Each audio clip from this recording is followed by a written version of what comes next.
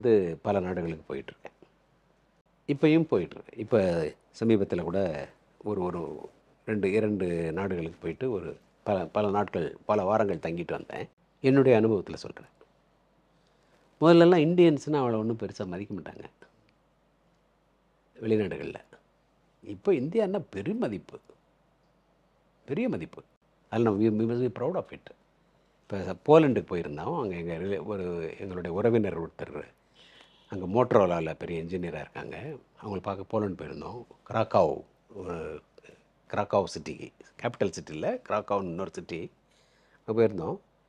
அங்கே கிராக்காவ் மாதிரி இங்கிலீஷ் பேசாத ஒரு செகண்ட் லெவல் சிட்டியில் கூட அவ்வளோ இந்தியர்களை பார்த்தேன். இந்தியன் ரெஸ்டாரண்ட்ஸை பார்த்தேன். கூட்டம் நிரம்பி வழியுது. போலண்டுக்காரங்க உட்காந்து நான், சம்சா, தோசை, இட்லி தான் கிடைக்கல அப்படின்னு அவங்க சாப்பிட்றத பார்த்தேன்.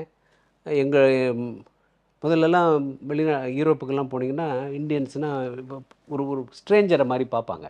இப்போ we are no more strangers தம்பி. அங்கெல்லாம் உலகத்தில் எந்த மூலைக்கு போனாலும் இந்தியர்களுக்கு இப்போ ஒரு பெரிய மரியாதை. மோடியவே மோடி இப்போ பிரைம் மினிஸ்டருங்கிறது அவங்களுக்கு ரொம்ப நல்லாவே தெரிஞ்சிருக்கு. ஒரு ஒரு இமேஜை ஒரு பில்ட் பண்ணிட்டாரு. அது பிரமாதமாக பண்ணிட்டாரு.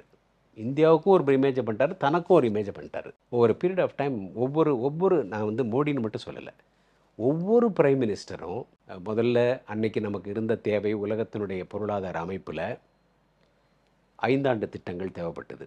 பக்ரானங்கால், இந்த மாதிரி ஏகப்பட்ட அணைகள் கட்டி, பெரிய பெரிய ஆலைகள் கட்டி, ஐஐடிகள் கட்டி, பெரிய லெவலில் நேரு காலத்தில் வந்தது.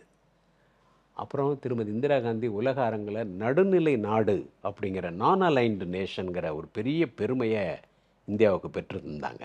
2 பெரிய வார்களில், இப்போ போர்களில் வெற்றி பெற்றோம்.